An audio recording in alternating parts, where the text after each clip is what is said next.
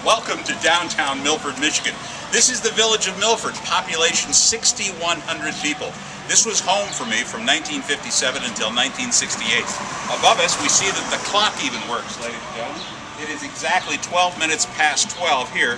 Back in Des Moines, Iowa, it's 12 minutes past 11. This is the main street that I remember. We're on the side of the street where the place that we would never go into was. And that was right down behind Aaron, who's doing the photography. That used to be right where Arms Bling is. That was the site of the pool hall. You never came on this side of the street unless you had good business to be here.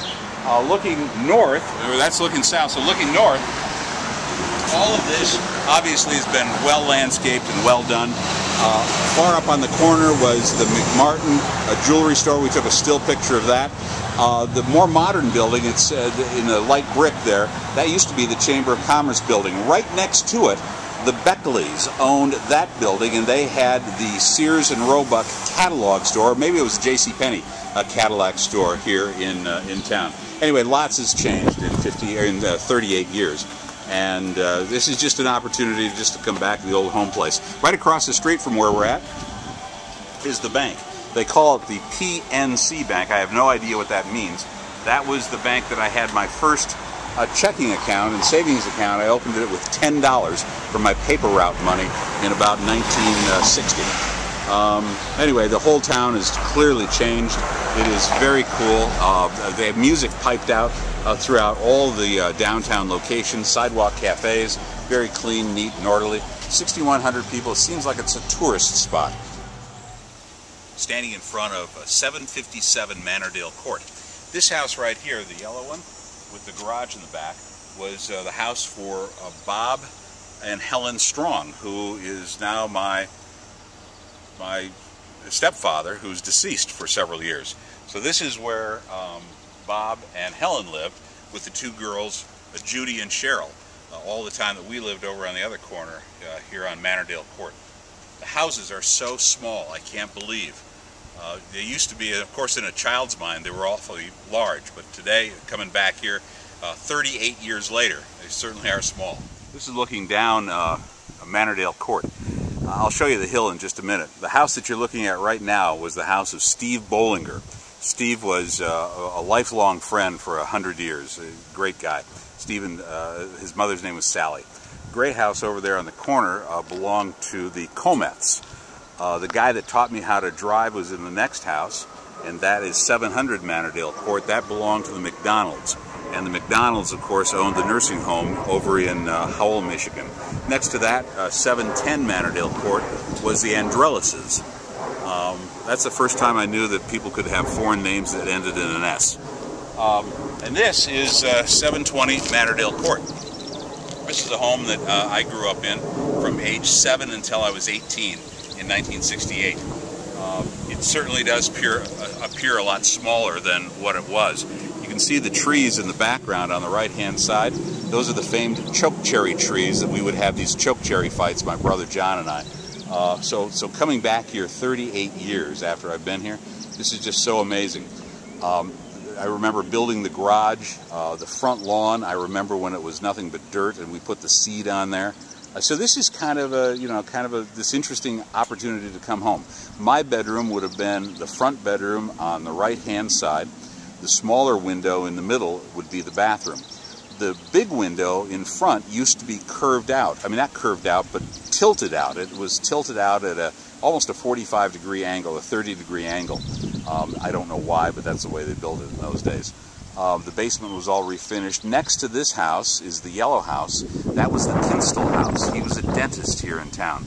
And so the Kinstals and the Libbies and the Andrellises and the McDonalds and the Comeths. And anyway, so this is Manarddale Court. If we swing around again, you can see the center of the place. That is this is where we played baseball. We had many a baseball game, and of course the younger kids would have to have grounders. And you know, you have a grounder. This is where the batter would stand here, okay? And of course we had the catcher back there by the water hydrant. And if you hit a grounder just right, you could get that sucker to go all the way down Manarddale Court down to the next subdivision. But at age 8, there weren't many of those home runs. This is the backyard of 720 Manarddale Court. You know, I got a feeling that that tree right there, that there were trees up here closer by where that old swing set. Wait a minute, it can't be. Hold on, let me get back to that. That looks vaguely like the same swing set I almost choked myself on. That couldn't be. But it was a wooden swing set, looked just like that. I was going to be Superman, and I tied a sheet around my neck, and I jumped off the top. And it was a good thing that the sheet didn't get caught up in the top thing, or else it would have been, I wouldn't be here 38 years later. So here we are hanging outside of Baker Elementary School. This is where I started school, 2nd grade, 1957. We've moved from Royal Oak, Berkeley, out to the country, 4,000 people in Milford, Michigan in 1957. Currently, in 2010, there's 6,100, so it's not been a huge population boom. But this is Baker Elementary School. My school teacher at that time, 2nd grade, was Mrs. Ward, and I was in that corner of the building. This is where I would pick up the papers to run my 60-house paper route up on the top of the hill. So you had to schlep all the way down to the bottom of the hill, pick up 60 papers, and go right out back Commerce Road to start the 60-route paper route. This is also the place that I learned about Squirt and Verner's Ginger Ale and Cherry Hostess Pies. I loved them. Dell's Grocery, circa 1958. One time I used to live in that apartment upstairs. The kitchen windows were over here. This was, after that window was a kitchen, and then the bedroom and a living room. I think I rented this place for $110 a month back in, wow, a long time ago. We're on the field of what was the mighty Milford Redskins on the real turf that used to stand behind me.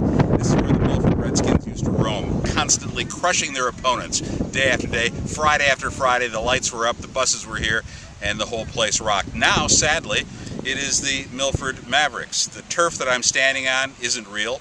The track is real, however, it's synthetic, and they can't even, if you look up there at the press box, they can't even fit the word Maverick on the press box. How sad is all this?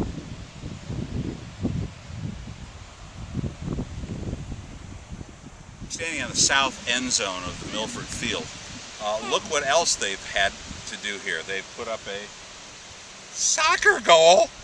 A soccer goal on Redskin Stadium. I cannot believe it. They're taking pictures of people taking pictures. Graduates of 2011. What's your name? Tara. Tara? Last name? Elliott. Tara Elliott, class of 2011. Yep. And who's the poster boy for Strong Guys? Justin Clink. Justin Clink, congratulations.